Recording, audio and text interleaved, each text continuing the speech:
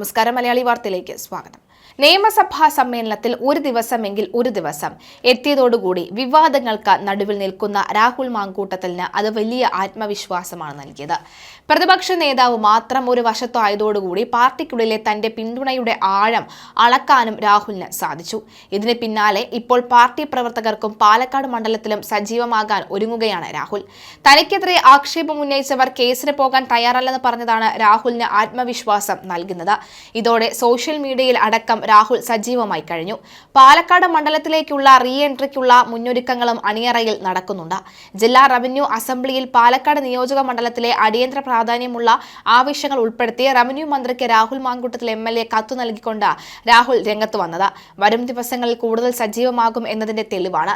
പാലക്കാട് നഗരസഭയിലെ സുന്ദരം കോളനിയിൽ കൈവശരേഖയുള്ള 86 കുടുംബങ്ങൾക്ക് അടിയന്തരമായി പട്ടയം വിതരണം ചെയ്യണമെന്ന് രാഹുൽ ആവശ്യപ്പെട്ടു. വിഭജനത്തിൽ 23-ാം വാർഡായ പിരായിരൈ പഞ്ചായത്തിൽ ഏക വില്ലേജ് ഓഫീസറാണ് ഉള്ളത്. ഈ ഓഫീസിൽ അധിക സ്ഥിതികൾ അനുവദിക്കണമെന്ന് ആവശ്യപ്പെട്ട് മന്ത്രിക്ക് നിവേദനം സമർപ്പിച്ചിരുന്നു.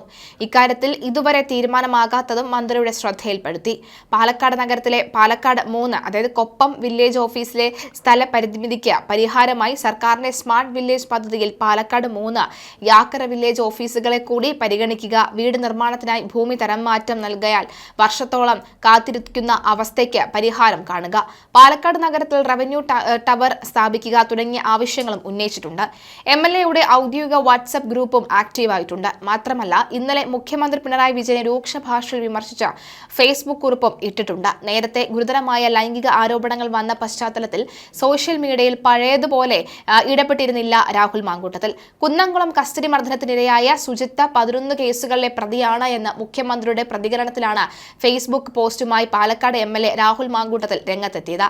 മുഖ്യമന്ത്രിയും ഒപ്പമുള്ള മന്ത്രിമാരും നിരവധി കേസുകളിൽ പ്രതിയായിട്ടുണ്ടല്ലോ എന്നും അവരൊക്കെ സ്റ്റേഷനിലിട്ട് മർദ്ദിക്കുമോ എന്നും രാഹുൽ ഫേസ്ബുക്കിൽ ചോദിച്ചിട്ടുണ്ട്.